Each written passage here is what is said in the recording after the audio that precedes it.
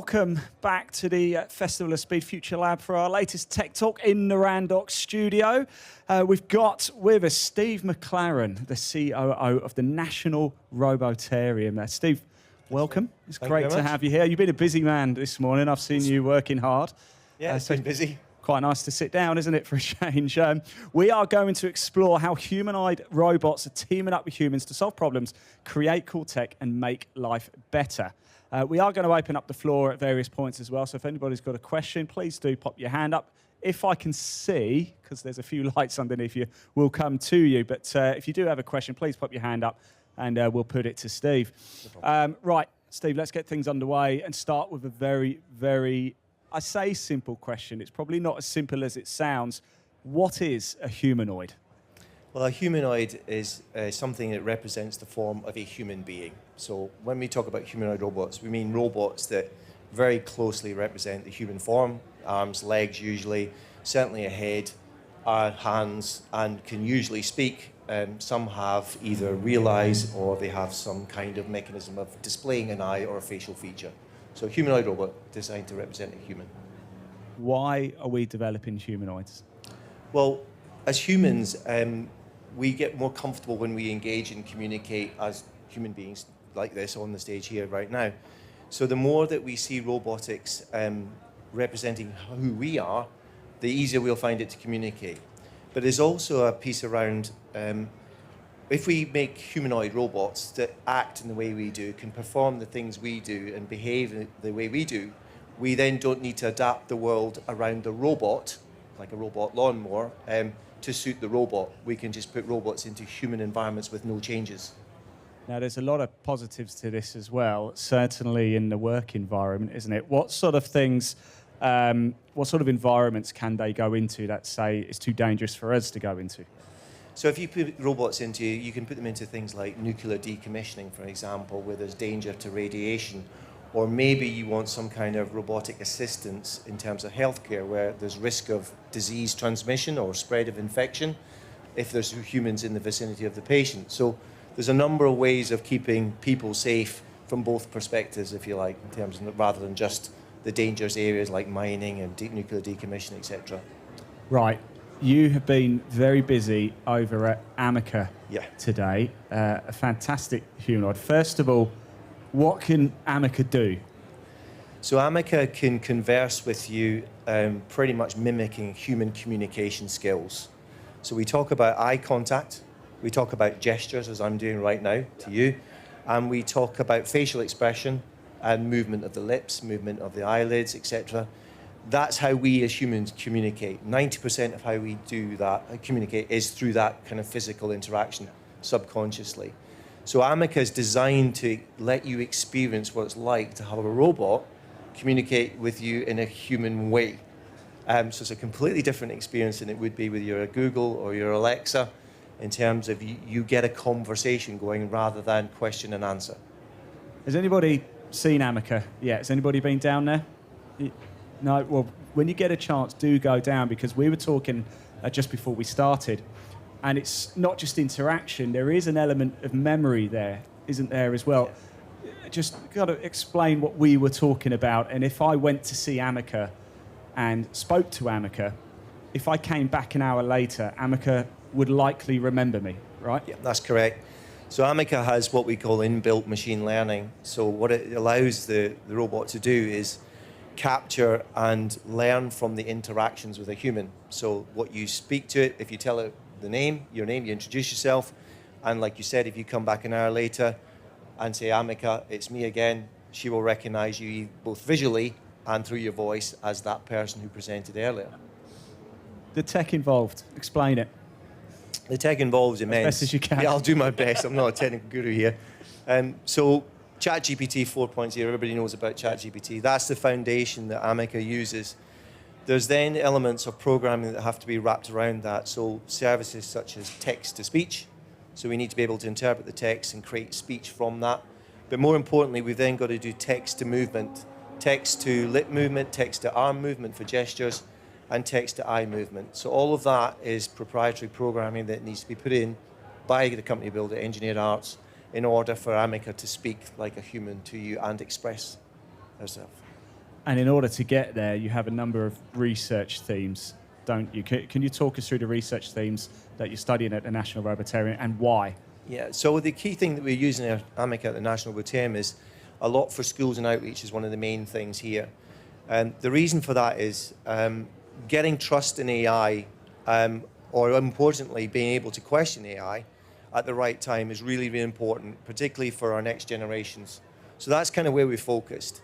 So we bring them in and we show them that it's a human interaction they're having with AI rather than to a little box on the table. So rather than a blind question and answer, they can have a dialogue and actually question Amica and say, well, that doesn't sound right, or that doesn't sit with my moral values. So we're teaching people to question AI and not just take it for read. It almost sounds. We've all seen the film I, Robot, haven't we, where they turn against us? I get that a lot. And I imagine you do, but how far are we away from this being, rather than having to come to an event like here at FutureLab to see it, to actually almost interact on a daily basis with it? I know we do with ChatGPT and things like that. That's kind of software built into a laptop, but an actual robot, a humanoid walking around actually doing things for us. How far are we away from that becoming the norm? Right, so we're there now in terms of technology. Getting into people's homes is the next challenge because it's got to be done safely. And so the technology's there. There's plenty of YouTube videos if you want to look at them in terms of humanoid robots doing human-type tasks, picking things up, sorting them out, walking around, being able to engage with other humans on that way.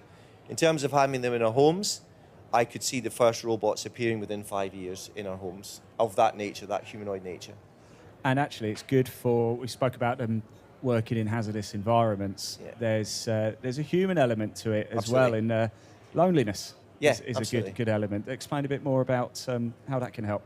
So we've obviously got problems, particularly in the UK, with elderly possibly being on their own, living on their own. So as well as giving them safe accommodation to live in, companionship is really, really important. There's too many people suffer from loneliness in this country and wider. So with Amica, you can, and I've personally experienced this, you can actually build up a little bit of a rapport with the robot.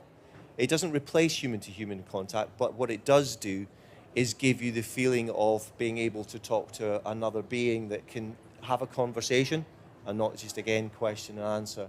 So yes, it can start to address loneliness, yeah. So that's a way that they can make life better for us, and that's what we're exploring. How else can humanoids make life better for us in the short to medium and long term? Well, in the short and medium long term, if we think of things like possibly deep space journeys, so actually not just keeping us company, but the robot being able to monitor things like vital signs, moods, physical health, all of that can be done as if you had a humanoid robot companion. So simple things like being able to touch a hand and the robot then, through that contact, doing an ECG perhaps, or taking your blood pressure or your heart rate. All of that is entirely possible for helping keep us safe in more levels than one. Right, we've spoken about Amica. Of course, Amica is static at the minute on the base over there. However, there is another humanoid that you have, the Unitree G1, the roaming robot. Tell us more. Yeah, so the Unitree G1 robot doesn't have facial features. It's designed to be more mobile. It does have grippers, so it's got 3 fingers. And in fact, that's all humans actually need to do most tasks. So it can pick things up and place them. It uses gyros and LiDAR in order to keep its orientation, keep it stood up, it doesn't fall over. And then it can navigate around spaces using what we call the LiDAR to map an area, and it won't bump into things, basically. So if we could combine Amica and Unitree, that's the complete package, is it? Absolutely, and that's already happening with some technology that's out in the States in particular. If you look for figure ones, they are now moving around, doing the picking of that. They don't have the same facial features as Amica, but I don't think it'll be long before robots like that do appear. And you actually revealed that you've got some wigs for Amica, haven't you? And just to make it look a little bit more. Yeah. So some of the versions of Amica do sort of represent humans in a more acceptable form than a pure robot. So they do have skin tone, they do have wigs, they do have clothes. They're mainly used for entertainment, guidance purposes, science museums, things like that, events, venues, as a guide. Yes, the future is here right now, isn't it? It really is. Listen, the National Robotarium, let's touch on that because actually it's very new, isn't it? It is. We're coming up for our 3rd birthday in September. So we only opened our doors like 2.5 years ago. Quite a big facility. We've got about 44,000 square feet. We have 10 startup companies in robotics. Wow. Who live in the building with us, along with an array of sort of devices, laboratory areas, workshop areas that cover all aspects of human-robotic interaction, robotics autonomous systems. So you may have seen Spot the Boston Dynamic Dog. We've got 3 of those roaming around outside in the back as well as inside the building. And more versions of Amica. We've got just on Spot the Dog, actually. If anybody's seen it, the range of movement is unbelievable, isn't it? Explain a bit of the tech behind that for us. Well, the reason they've modelled on an animal, a 4-legged animal, is the agility that brings. So rather than a wheeled vehicle, which may struggle with uneven terrain particularly, or rubble or disaster sites, you can send a robot dog in, can clamber over anything as you've seen, and actually help people be recovered from maybe it's an earthquake, a bit of point and dig, if you like, assistance for the search and rescue teams. I did say we were going to go off topic at times, didn't I? But let's bring it back to the National Robotarium. It is national, of course, isn't it? So, you know, anybody is absolutely welcome. How did it all come about? You're only in your 3rd year now, but somebody must have had the idea. It must have come from somewhere. Yeah, the idea came from the pedigree from Heriot-Watt University and Edinburgh University in terms of robotics, in terms of research and studies. Heriot-Watt particularly in the marine environment. Edinburgh was more in the type of robots you've seen here, the quadrupeds, the humanoids, that kind of thing. So as part of the Levelling Up programme that was back in 2018, Edinburgh and Heriot-Watt applied for some funding through the city region deals. And they were awarded an amount of money to build the National Robotarium, and then it's down to the universities to operate it from there on. So why is the National Robotarium so important for STEM projects going forward? It's really important for STEM. It's really important for our economy and our skills and our people, because the rest of the world, if you look to the Far East in particular, are adopting robotics at an enormous pace. We need to catch up, and we need to decide whether we want to be consumers of robotics or creators of robotics. So there's a whole new industry there. So it's really important that we bring the skills into our country as early as possible. So we need to get our people learning how this stuff not only operates, but how to maintain it and fix it. So why are we behind? What have they developed that we need to catch up on? Well, I think, to be honest, the government's trying to address that right now in terms of the amount of investment they're now putting into the industrial strategy. Key part of that is robotics and automation. That will help drive that sector, if you like, in terms of the economy. It will promote more startup companies. This is where our talent goes. They go into startup companies, they try to get going, and then there's not the market demand to then sustain them into success. So they usually end up going to the United States, headquartered there, or going to the Far East where there's a bigger demand. So we want to keep them. We want to keep them. We want to create the demand, keep them, train our people so that they can do the jobs that we, build that economic. You said you've got 10 startup companies at the National Robotarium. So what's next? What are they studying? What's the next breakthrough that you're seeing that you're particularly excited about? Dexterity in robots. So right now, robots are quite clunky in terms of the ability to use grippers to pick things up. Yeah. What we want is a sense of touch on these grippers so that you can, in 1 minute, pick up a brick, and the next minute pick up something soft and squishy, or something a little bit firmer like an egg, say. The idea being there that you can get to actually a robot hand being safe to hold a human's arm or human body part in terms of helping manipulate into the right position.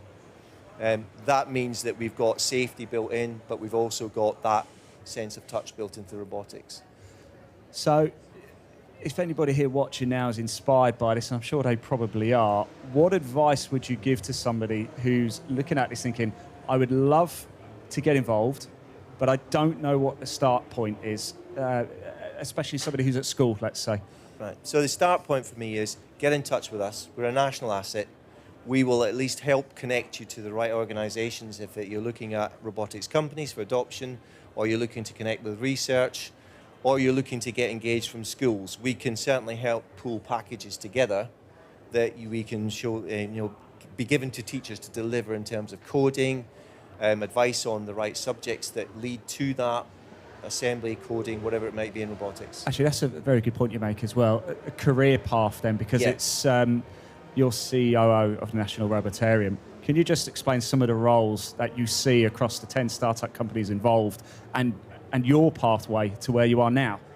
Yeah, so the roles we see would probably surprise you. So it's not just about being robotics technician. There's hardware, there's software, there's different types of software where there's soft robotics and manipulation, then there's hardware like the quadrupeds, and then there's pure software like visual recognition, or there's audio in terms of that as well. All of those are important parts of robotics. But wrapped around that, particularly in the startups, is the skill and agility in terms of managing these projects. So you need project managers. Yeah. You need people to deliver your schools and outreach, because that's where your talent pipeline is going to come from.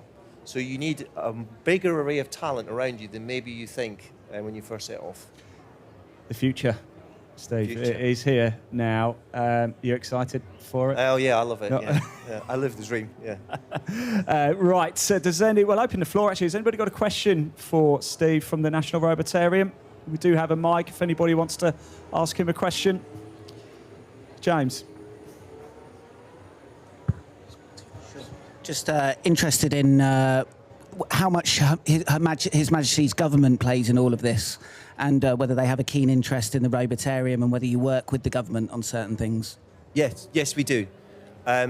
We've been working with the government very closely. In fact, Louise sat here at the front has been very instrumental in that, lobbying for levels of investment, not just in the technology, but creating the pathways for startup companies, creating the right economic environment, as well as trying to reach into the research, the learning and the education piece. So all of that, without it all together, it's going to really struggle. But when you combine it all in the right policies and the right drive, which we've been advising them on, then we should hopefully get the right results. Thank you. Anybody else? Yep. Do you reckon robots will take over in the future? So I didn't quite catch that. We literally, I think we had a Formula One car going right behind us then. Do you reckon robots will take over in the future? I bet you've heard that one before. I'm glad you asked that question. That's the most popular one. No, I don't. This is a collaboration, and that's the way we need to look at it. Humans and robots will be working side by side in harmony. The one thing to remember is, unlike some of the science fiction movies, we do have an off switch. We do have the software. It's the data that we train the robots on that will result in their actions. So I don't think they'll take over the world, to be perfectly honest. So they won't be weaponized then? No. Great. Another question here. I just wanted to ask about enterprise adoption. How far advanced is enterprise adoption of these kind of technologies in this country, and what sectors are you seeing the biggest take-up in? Right, so you mean entrepreneurs and startups? Like enterprises, businesses. Right, yeah. So there's the younger enterprises tend to go straight to the adoption of robotics, and the legacy enterprises, the sort of more the more resilient businesses who've been around a while, they struggle a little bit with robotics adoption. I think the key is manufacturing's been pretty much discussed for a long, long time. What we're now seeing is, particularly in the health sector, things like robotics and automation, transport, hospitality, and what people are realizing is it's not your traditional sci-fi view of a robot. It's actually something as simple as a robot that's cleaning your floor, or it's a robot cleaning your windows, or it's a robot moving things around in a factory warehouse. So there's a lot more of it out there than we maybe realize, but we're starting to see, particularly in the healthcare sector, growth. I'd like to see growth in agriculture, because I think that is, excuse the pun, ripe for some actual robotics and automation, and would really help us with sustaining our food supply, particularly in this country, and improving the quality.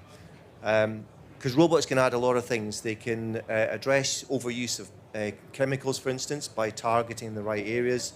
We can get more of them into the fields, actually maintaining the quality of the crop, not just actually the harvest. Good stuff.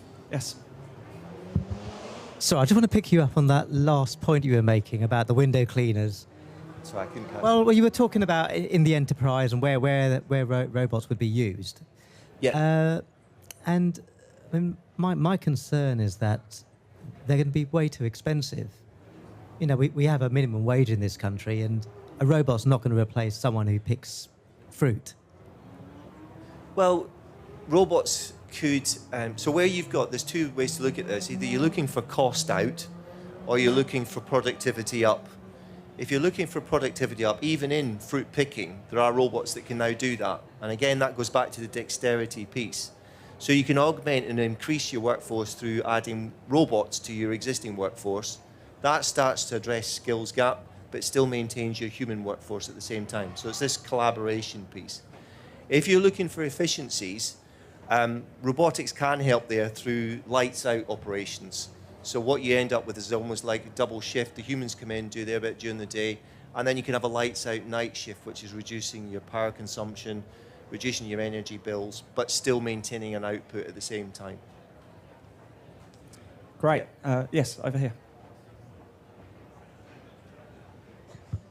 Do you think robots will do like military that and that? It's a good. I get asked that question a lot as well. In terms of military applications, it depends what you define as a robot there. So robots for things like casualty evacuation are already commonplace. Yeah, so that's a military robot being put to get any wounded or injured military service personnel out of the way, out of harm's way, without putting more of their people in harm's way. So yes, I can see an application there. When it comes into using other types of robots for military engagement, for defense, yes, I can see that. For offense, I think we're a long way away from doing anything like that, if at all. Good stuff. Anybody else? Yes. Does Amica understand morals, or like, do they need to understand to? I don't know. That is a really good question. So this is where we play our part, because what Amica is relying on is that ChatGPT database. So what you, as you saw, if you've met Amica, I think I saw you there earlier. Amica can put in a bit of phraseology that's more like a person. So what we need to make sure is that Amica can't give you an immoral answer or an ethically incorrect answer. So there's a lot of scrutiny we need on those databases, because that's where she's drawing her information from. So I think now that we recently had the AI Summit, it's really important that's followed up on, and that some guardrails put in place for these companies who are developing these large language models. So we all have a responsibility to make sure that data, I'm calling it not just Amica, but data itself, has the right morals, has the reflective ethics that we believe in as a society, to make sure we're not introducing bias or like, does that help? Yeah. Yes. Yeah. Hi. Apologies if this is a weird question. There's no weird questions. I quite don't like worry. weird. Go for it. Or you may have been asked it 1,000 times. Is there a reason why a lot of, whether that's like ChatGPT or the Amazon Echo or Amica or whatever it is, has got like a female persona? Yeah. Is that like to try and make people feel calm, that it's that's a not good going to kill question. us? It's something that needs to be corrected, if I'm being honest. And the only reason Amica's got a female face is because that particular face was modelled on a female colleague of the founder. That's the only reason. There has been research into responses to female voices, particularly in the younger generation. They tend to respond better to a female voice rather than a male voice, like, a gruff male voice like mine, particularly with a Scottish accent. They tend to respond a little bit better. So there is a bit of theory in there, but we have to be very, very careful that we're not introducing bias and stereotypes into the interaction. I think the form of the robot is also really important. So you notice that Amica has some stature, so that is psychologically introducing equality, right? So she has some stature in terms of that. It's really important that we don't create robots that we see as subservient all the time, because at the end of the day, robots will have rights too. So we have to get the right sort of engagement with the robotic devices. If they're all small and cute, then we might start, we're encouraging children. I think it was seen that they were barking orders and expecting the voice to follow those orders, whereas Amica's a conversation. So we have to be careful. Really good question. Fantastic. I think we've got time for one more if anybody wants to jump in. Okay, Steve, thank you so much. This isn't Hollywood, this is real life, of course, and the robots are already here. So please give it up for Steve Maclaren, the COO of the National Robotarium. Thank you, Steve. If you haven't seen Amica yet, please do head down. I imagine, Steve, you'll be up there the rest of the afternoon as well. Do go see the G1 as well and spot the dog. It is fantastic. And thank you for your attendance, everybody. Thank you. Thanks very much.